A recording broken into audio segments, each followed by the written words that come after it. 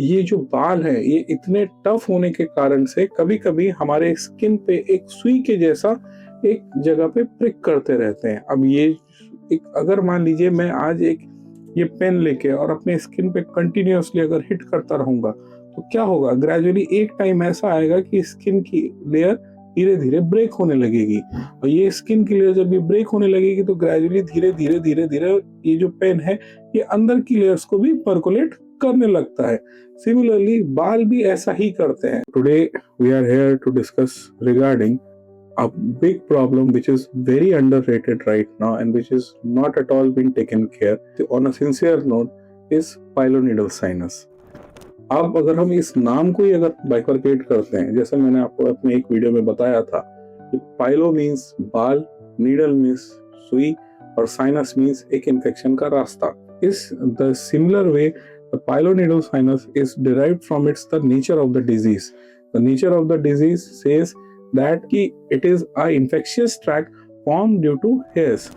Now, ये hairs कैसे होने चाहिए? Generally जिन patients में ये hairs क्वालिटी थिक होती है, जिनकी डेंसिटी बहुत ज्यादा होती है, प्लस उनमें पॉस्चरल एक अनअलाइनमेंट रहता है, जिसका किसी में बैठने में ठीक से अलाइनमेंट नहीं है, बहुत लेड बैक सिटिंग पॉस्चर रहता है, उनमें होने के चांसेस बहुत हाई रहते हैं।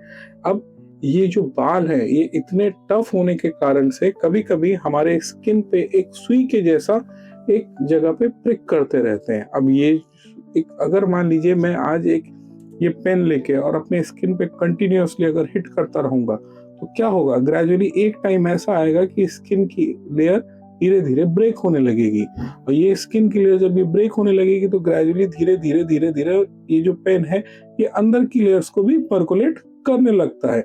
सिमिलरली बाल भी ऐसा ही करते हैं। जो हमारा ग्लूटियल क्लेफ्ट रहता है, जहाँ पे हमारे दो बटक्स के आके मिलने की जगह होती है, ये प्रॉब्लम वहाँ सबसे ज्यादा कॉमनली देखी जाती है और ज्यादा करके ये मेल पेशेंट्स में देखा जाता है। फीमेल्स में भी इसका इंसिडेंस है, लेकिन मेल पेशेंट्स में इसका इंसिडेंस ज्यादा है, क्योंकि मेल पेशेंट्स में बालों की क्वालिटी और डेंसिटी दोनों बहुत हार्श होती है। यानी बाल की क्वालिटी बहुत थिक भी देखी जाती है और प्लस जो बालों की डेंसिटी है वो भी ज्यादा होती है due to hormonal things. Now because of that what happens, ये जो बाल हैं ग्रेजुअली धीरे स्किन के ग्लूटियल क्लेफ्ट की स्किन के अंदर परकोलेट करने लगते हैं।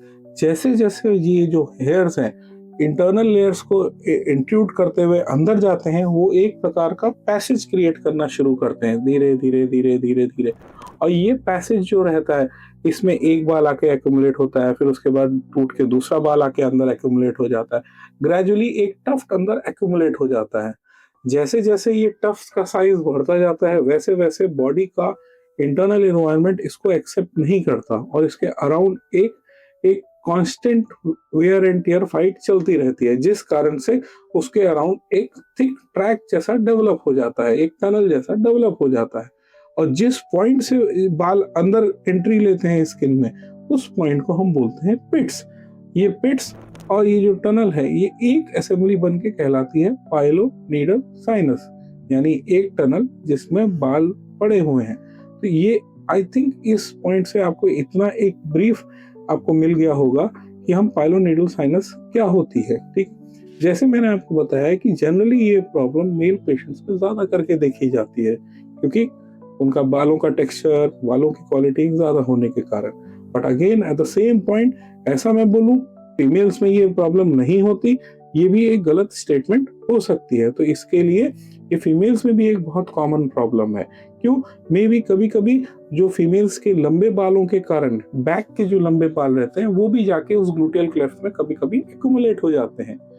कभी कभी इस प्रॉब्लम का होने का एक बहुत बड़ा कारण होता है लोकल पुअर हाइजीन। कभी कभी किसी भी बेड रिडन पेशेंट्स में हमने देखा है या किसमें हमने देखा है कि छोटे छोटे बॉयल्स आते हैं, लेकिन लोगों को लगता है कि नहीं ये छोटा सा बॉयल है और ये चला जाएगा, लेकिन ऐसा नहीं होता। क्यों? क्योंकि क्या होता है, क्योंकि बालों का एक्यूमुलेशन होने के कारण इन्फेक्शन बढ़ता है और जैसे ही वो इन्फेक्शन रिलीज हो जाता है वो इन्फेक्शन और जो असेंबली है वो पूरी सेटल हो जाती है, पेशेंट को पेन होना बंद हो जाता है।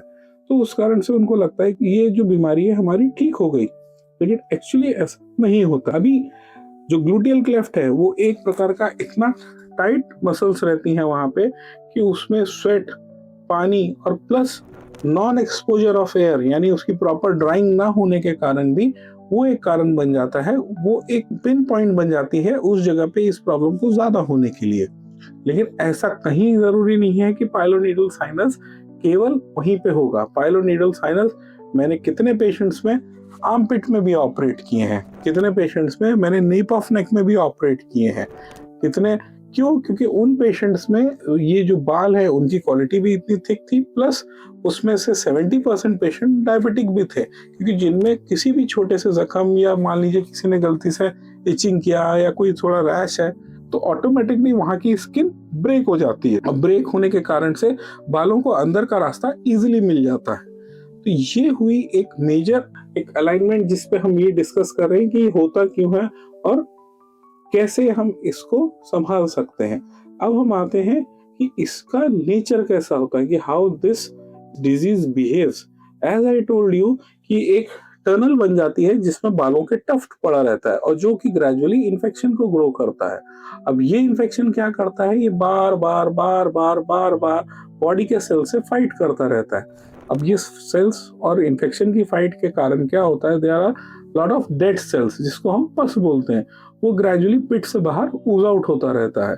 अब ये पिट्स के बाहर जब ये ऊज आउट होने वाला जो पस है या डिस्चार्ज, जिसको हम सिंपल भाषा में डिस्चार्ज भी बोलते हैं, ये डिस्चार्ज बहुत कभी कभी स्मेली भी हो सकता है, बहुत इन्फेक्शियस होता है। इस कारण से कभी कभी इसमें ऐसा भी होता है कि रिपीटेड प्रिकिंग के कारण एक जगह की बजाय मल्टीपल पिट्स भी क्रिएट हो जाती हैं पेशेंट्स को, कि अगर जब पेशेंट उसको इग्नोर कर रहे हो तो ये बिल्कुल नहीं करना है। कि अगर आपको कभी भी लगता है कि हमारे ग्लूटेल क्लेफ्ट यानी बटक्स के जॉइंट से या टेल बोन के आसपास से कहीं से पस पानी आ रहा है तो उसकी प्रॉपर डायग्नोसिस करना बहुत जरूरी है कि वो सिंपल स्किन की छोटी सी इन्फेक्शन है या इट्स अ पाइलोनीडल साइनस। अब इसका एक सबसे बड़ा सेटबैक ये रहता है कि अगर हम इसे ओवर इग्नोर करते हैं, अगर हम प्रोलॉन्ग इसको हम इग्नोर कर रहे हैं कि ये प्रॉब्लम अरे नहीं है तो मेरी प्रॉब्लम ठीक हो नहीं हो रही है, चलो हो जाएगी, हम इस पर एंटीबायोटिक खा लेते हैं, हमको आराम गिर जाता है, ये हम अपने साथ बहुत गलत करते हैं। क्यों? क्योंकि कभी कभी ये जो बालों का रास्ता है धीरे धीरे जाके हमारे स्पाइनल कॉर्ड की बोन की अपर लेयर में पेरियोस्टियम में भी अटक जाती है और तब ये बहुत पेनफुल होती है और इसका ट्रीटमेंट यानी इसका जो ट्रीटमेंट है उसके बाद भी पेशेंट को पेन की बहुत ज्यादा कंप्लेंट्स रहती हैं। क्यों? क्योंकि अगर वो उस पेरियोस्टियम में जाके एडहेर हो गई या जाके टेल बोन पे का इंसर्शन हो गया उस साइनस का, तो कभी कभी हमें ऑर्थोपेडिक सर्जन को भी बुला के उस हड्डी को भी निकलवाना पड़ता है। क्यों? क्योंकि अगर हमने उसको नहीं निकाला तो दोबारा होने के चांसेस बढ़ जाते हैं एंड प्लस वो जो रिकवरी है वो बहुत पेनफुल हो जाती है पेशेंट्स के लिए। तो इसके लिए मैं हमेशा हर प्रोफेशनल, हर ऐसे सेक्टर के लोगों को यही बोलता हूँ, पहली बात हमें तो ये चीज देखनी है कि ये हमें हो नहीं, और दूसरी बात अगर ये हमें हुई है तो हम उसका जितनी जल्दी हो सके एक उसका डायग्नोसिस करके उसका प्रॉपर ट्रीटमेंट ले ले और उससे फ्री हो जाए। अब हम आते हैं इसके ट्रीटमेंट पे। अब इसका एक सिंपल ट्रीटमेंट है, जैसे मैंने बताया कि अगर कहीं भी कोई इन्फेक्शन का रास्ता क्रिएट होता है जहां बार बार बार बार बार बार बार बार इन्फेक्शन हो रहा है तो उसका ट्रीटमेंट यही रहता है कि हम उस इन्फेक्शन के सोर्स को वहां से निकाल दें, सिंपल।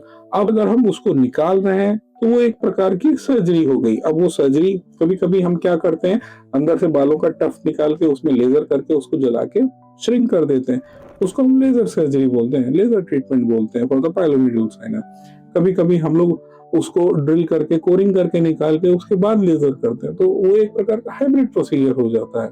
और कभी कभी हम उसे कट ओपन करके छोड़ देते हैं जिसको हम लोग ले ओपन प्रोसीजर बोलते हैं, या कभी कभी हम लोग उसमें फ्लैप सर्जरीज भी करते हैं। बट फ्लैप सर्जरीज जनरली थोड़ी डिफिकल्ट होती है यंग पेशेंट्स के लिए। क्यों? क्योंकि उसमें जनरली एक छोटा सा ड्रेन रखा जाता है और प्लस वो ड्रेन आपको एक 5 से 10 दिन कैरी करना पड़ता है साथ में, तो वो मैनेजमेंट थोड़ा सा डिफिकल्ट है।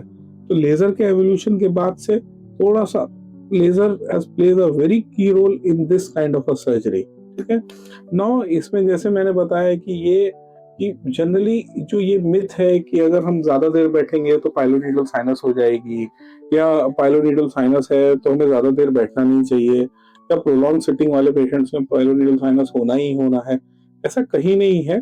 अगर आपका सिटिंग पोस्चर सही है और आप प्रॉपरली अपने बालों का केयर कर रहे हैं, उस जगह की लोकल हाइजीन का केयर कर रहे हैं, या वहाँ पे कुछ भी इन्फेक्शन को डेवलप नहीं होने दे रहे हैं, टाइमली चेक्स कर रहे हैं, तो डेफिनेटली ये प्रॉब्लम नहीं होती है।